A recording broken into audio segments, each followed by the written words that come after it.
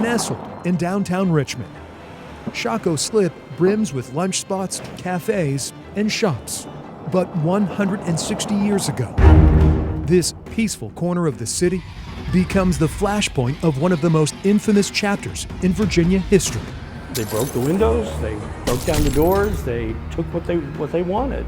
An act that some historians, like Mike Gorman, believe lights an early fuse in the movement toward women's empowerment in America. I think it is absolutely the genesis of women as political actors in a very public way. April 2nd, 1863. Rioters ransack warehouses along Cary and Main Streets. A lot of the stores there that were nearby were broken into and entirely wiped out. Basically, if it was a store, it got looted. Most of the culprits, poor women. The kind of political tools that were available to women in this day were pretty limited. Author and historian Meredith Henny Baker says the lawlessness is born out of sheer survival. So there's shortages of housing. Inflation is rampant. Some things cost 10 times more than they did a few years before. The bread riot, as it would be called, explodes while the Civil War rages on Richmond's doorstep. I mean, it must have been absolutely desperate every day to survive. A lack of food, poor working conditions, and refugees pouring into the city lead to the social fabric ripping at the seams.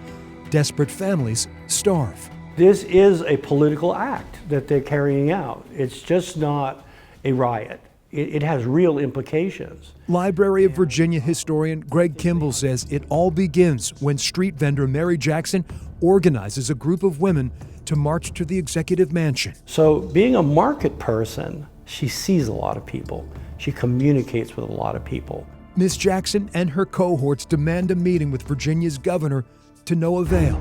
Women took to the streets. Armed women went and protested, and it turned violent.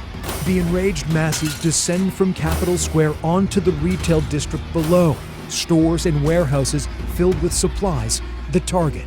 To say this is a rarity is an understatement. There isn't a word for it. This just doesn't happen. Women who can't feed their families take what they can. Dated April 2nd, 1863. Letters written by eyewitnesses survive at the Virginia Museum of History and Culture.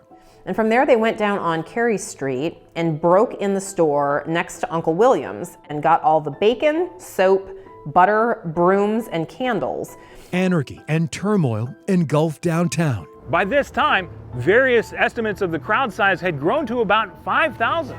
The shocking bread riot shatters the long-held myth of a docile Southern belle. Not this gone with the wind situation where the ladies are at home fanning themselves and waiting for the menfolk to come back. They are active participants, and they are responding in their own way. After nearly 2 hours, the city guard restores order. Ringleaders, including Mary Jackson, are arrested and jailed. But a lot of the eyewitnesses to the event talk about how emaciated the people are. At first, sympathetic Richmonders support the women, but leaders suppress newspaper coverage in Virginia. This is a national event. This is being reported in New York and Philadelphia and other places. Historian Mike Gorman says scapegoats are sought. We can't even process this. They must be foreign-born, Yankees, prostitutes. You see that over and over again, the way they're described. But in truth, of course, this is heralding a larger issue that I think demands our attention. With the Confederacy buckling under the weight of war, similar riots break out across the South. They're unhappy and they let the leaders know. But the Capitol's calamity was the largest act of rebellion by a segment largely ignored. People that we never get to hear from, people that usually aren't part of written history. And here they are almost loudly proclaiming, this is what it's like, folks. Remember us.